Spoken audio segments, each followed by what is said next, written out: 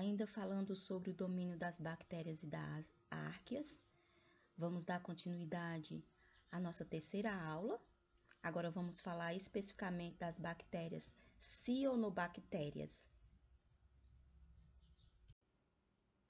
Vamos falar agora das cianobactérias. Elas são micro-organismos aeróbicos, né? Elas usam o oxigênio no processo de respiração para a produção de energia. São também fotoautotróficos, isto é, obtêm seu próprio alimento a partir da fotossíntese. São micro-organismos que usam a energia da luz para realizar processos metabólicos celulares. Então, eles realizam a captura de fótons para produzir compostos orgânicos.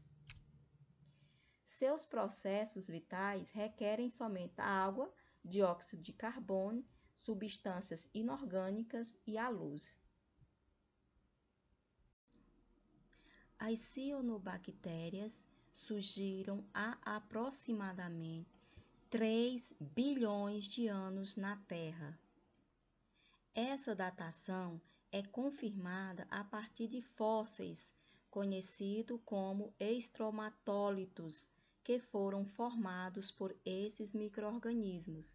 Então, os estudiosos, a partir dessas rochas fósseis, eles fizeram esses estudos e tem alguma comprovação científica de que depois que a Terra esfriou, as bactérias foram os primeiros micro-organismos a existir na Terra. Por existirem há tanto tempo, acredita-se que as cianobactérias foram as responsáveis pela produção do oxigênio que se acumulou na atmosfera primitiva. As características das cianobactérias. Elas são unicelulares, possuem apenas uma única célula e nesta célula todas as funções ocorrem. São também procariontes. O seu material genético não está delimitado à membrana nuclear. Essas cianobactérias, elas são maiores, elas têm tamanho maiores do que as bactérias. Elas também formam o chamado fitoplâncton, que é um conjunto de micro-organismos que vivem flutuando na superfície de ambientes aquáticos. Eles são formados por algas microscópicas e cianobactérias. Elas vivem isoladas ou em colônias. Os indivíduos de uma colônia não podem ser separados, uma vez que essa separação pode desencadear a morte de toda a colônia. Então, diferente das bactérias, que a gente viu lá que as bactérias elas vivem em colônia, né? Elas podem viver em colônias e se essas colônias forem separadas, uma nova vida vai se formar ali com essa nova colônia. No caso aqui das cianobactérias, isso já não ocorre. Se essa colônia se elas forem separadas, todas essas bactérias morrem. Eles também são organismos fotossintetizantes, ou seja, produzem seu próprio alimento a partir da luz e do CO2. Ainda falando das características das cianobactérias, essas cianobactérias elas têm capacidade de crescimento nos mais diferentes meios. Essas cianobactérias elas conseguem viver e crescer em águas sujas, né? Águas que têm muito galhos de árvores, essas águas que têm muito manguezais, elas conseguem viver nesses meios. São capazes de estocar nutrientes e captar nitrogênio atmosférico. Essas cianobactérias, elas também conseguem viver em lugares com diferentes tipos de luminosidade, ou seja, a água está sendo exposta à luz do sol. Elas conseguem viver nesses ambientes. Ou também esse rio tem muito árvores que faz sombra nessa água. Elas também conseguem viver nesses locais. Vivem em ambientes marinhos de água doce, solos úmidos, ambientes congelados e regiões desérticas. Elas são responsáveis pelo processo de eutrofização, quando se prolifera em grande quantidade e elimina o oxigênio da água e produz substâncias nocivas que inviabilizam a vida de outros organismos e a saúde humana. Esse processo de eutrofização é o processo em que essas cianobactérias poluem a água. Geralmente isso acontece em rios, lagos, açudes. Essas cianobactérias deixam essa água turva e com baixíssimo nível de oxigênio.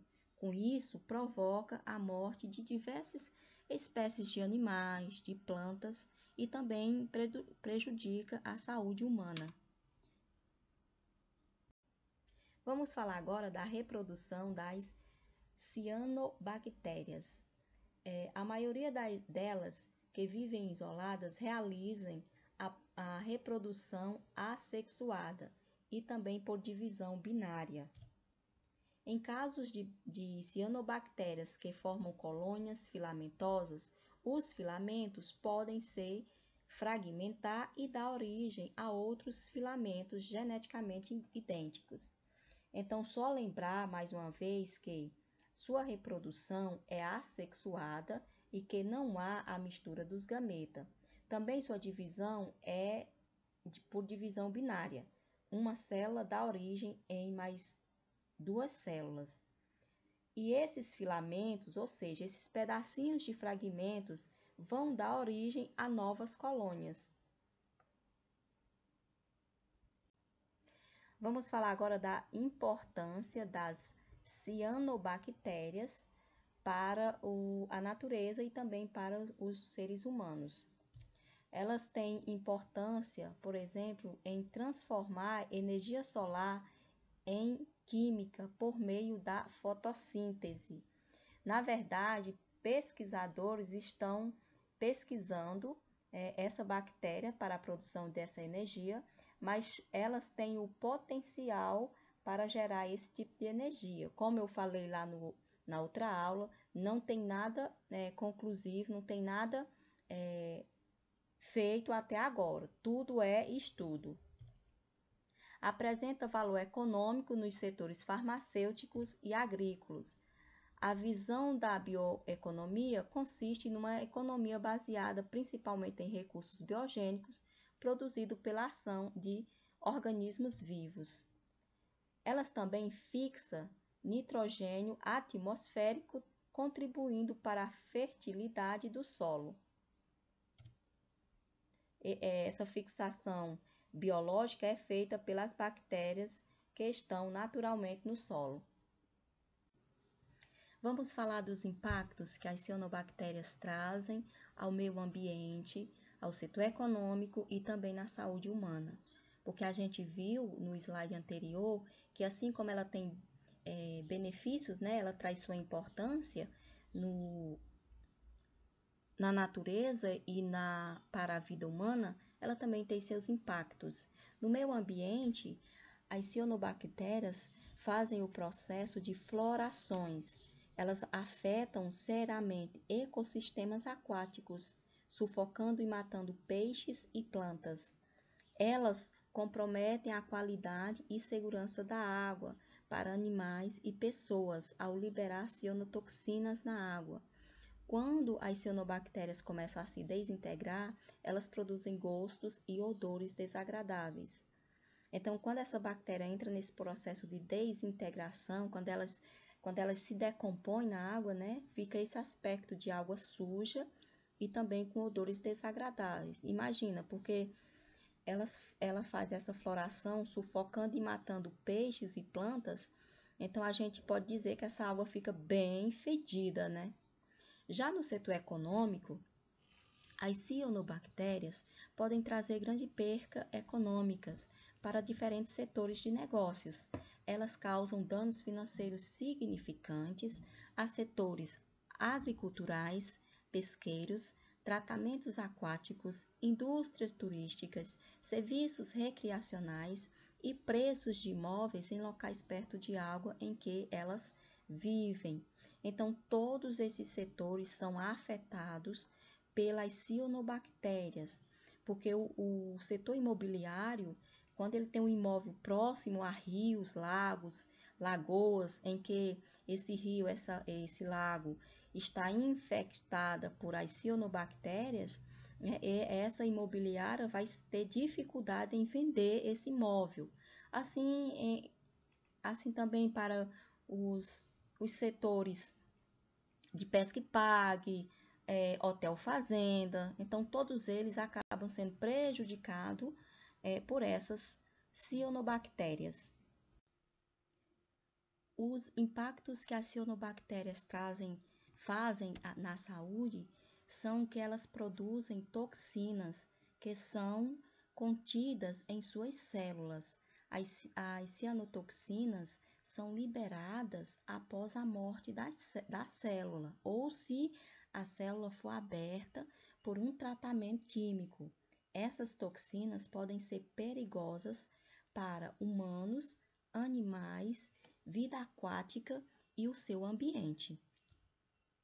Fica a dica: em locais onde a água é utilizada para o abastecimento, para o consumo humano, essa água deve haver uma constante análise para evitar que as cianobactérias se reproduzem de forma acentuada. Uma grande quantidade de cianobactérias podem provocar um aumento de toxina na água, provocando risco à saúde e a quem a consome. Alunos, essas aqui são as minhas fontes em que eu pesquisei para elaborar todo esse trabalho. Queridos alunos, convido vocês a fazer essa atividade avaliativa. Essa atividade ela vai abordar as três aulas, aula 1, aula 2 e aula 3. Essa atividade ela é toda objetiva, apenas questões de marcar. Os critérios de avaliação ocorrerão da seguinte forma: 1 ponto para a entrega da avaliação na data e cada questão valerá 1 ponto. A avaliação está contida com 9 questões, todas objetivas, apenas de marcar, somando aí 10 pontos. Vamos recapitular um pouquinho das nossas 2 últimas aulas. Falamos na primeira aula sobre a classificação dos seres vivos que foi proposta por Robert Whittaker, que classificou os organismos nos 5 grandes reinos: animal, planta, fungo, protista e monera. No próximo slide, estudamos que o Woese, em uma nova classificação que ele fez e que é bastante aceita nos dias atuais, ele propôs essa classificação, os domínios, e esse domínio ficou aí acima dos reinos, e o termo monera deixa de ser usado e passa-se a usar agora os domínios. Focamos também no estudo do domínio das arqueias. Na nossa primeira aula, nós falamos das características dessas arqueias, que elas são unicelular, procariontes, autótrafos, heterótrafos, anaeróbios e aeróbios. Aprendemos também que são as arqueias que conseguem viver em locais mais extremos do planeta e que elas também têm sua reprodução assexuada, que não há mistura de gametas.